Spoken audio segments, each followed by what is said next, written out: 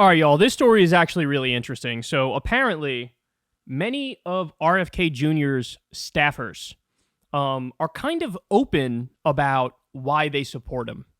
And it is definitely, or at least it was, a secret hidden agenda, but now it's coming to light a little bit.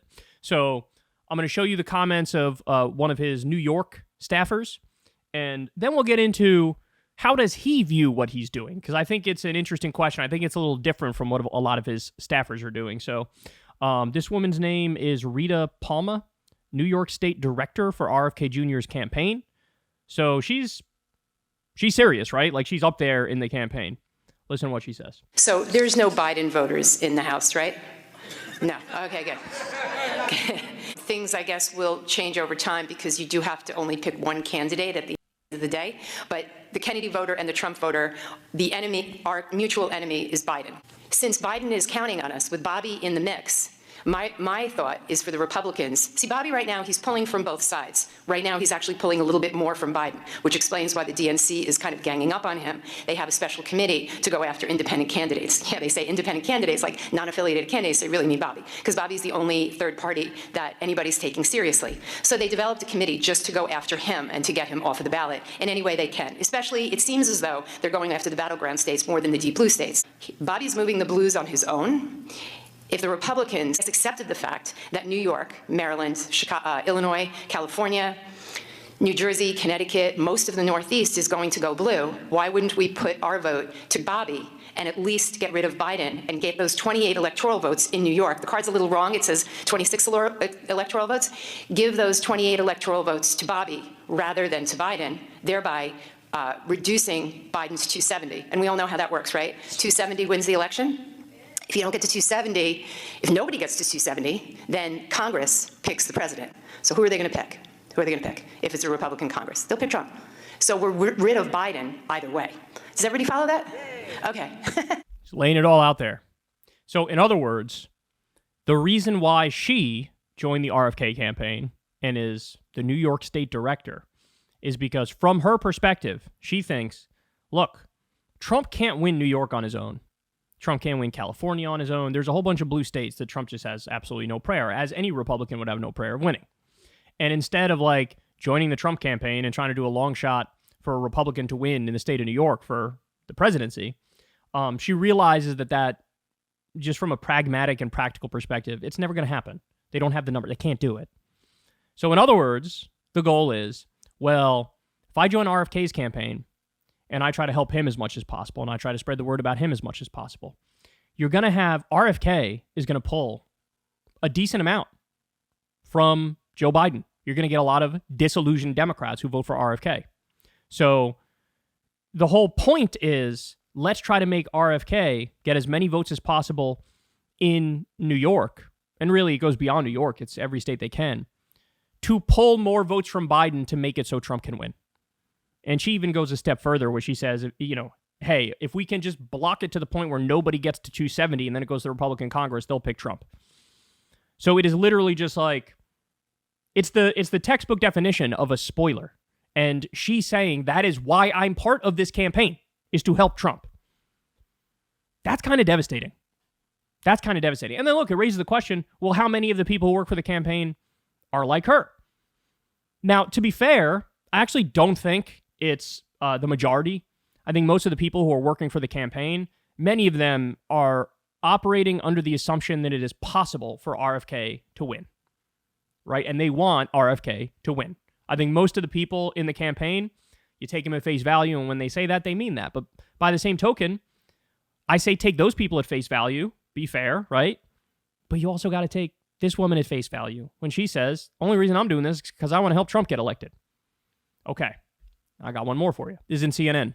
RFK Jr. campaign official attended January 6th Stop the Steal rally and wanted favorite President Trump to serve 3 terms.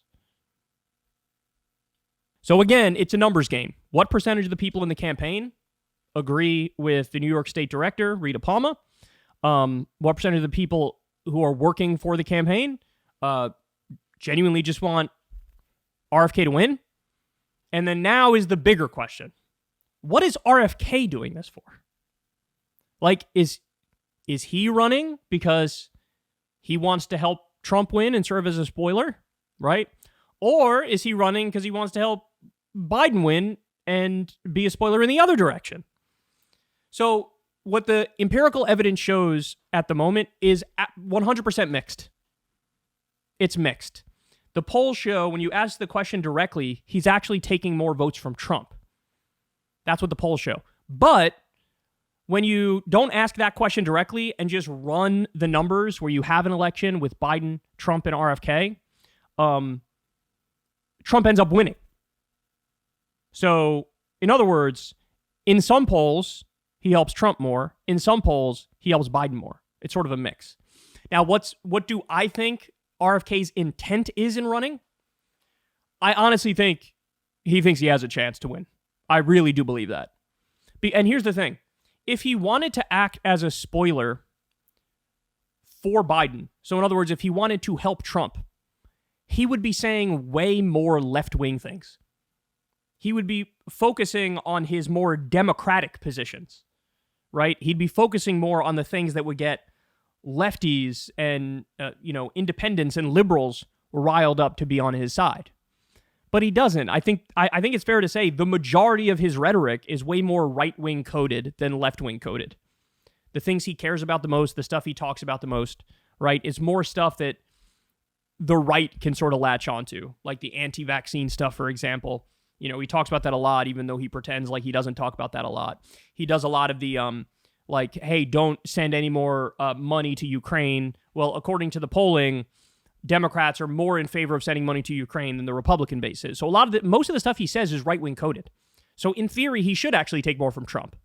But the flip side of that is his last name is Kennedy, and Kennedy is Democratic royalty. And how many people are going to get in the voting booth and they know fucking dick about RFK, and they're like, I don't know, he's a Kennedy, I'll vote for him, right?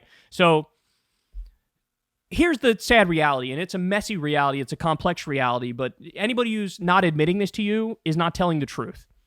Nobody knows how his campaign is going to impact the race, right? Nobody knows. But I do think he thinks he can win, and I do think he's wrong in thinking that. He is going to absolutely colossally struggle to get on all the ballots. He's going to massively struggle. In fact, write it in stone. You'll have Jill Stein of the Green Party will be on the most ballots as a third-party candidate. Or if there is a Libertarian running, which I think there will be, the Libertarian or the Green Party will be on the most ballots of any third-party candidate. I think RFK is going to struggle colossally to get on the ballots. I think Cornel West is going to struggle even more than RFK to get on the ballots. And he might get on some ballots, but will he get on all the ballots? It's a really hard thing to get. So I think he thinks he can win. I think he's deluded himself into that. But functionally, in reality, depending on how many votes he gets, he actually could serve as either helping Trump or helping Biden. So, but it certainly is noteworthy, isn't it, that a lot of the people who are working for his campaign are very clear-eyed about why they're involved in it.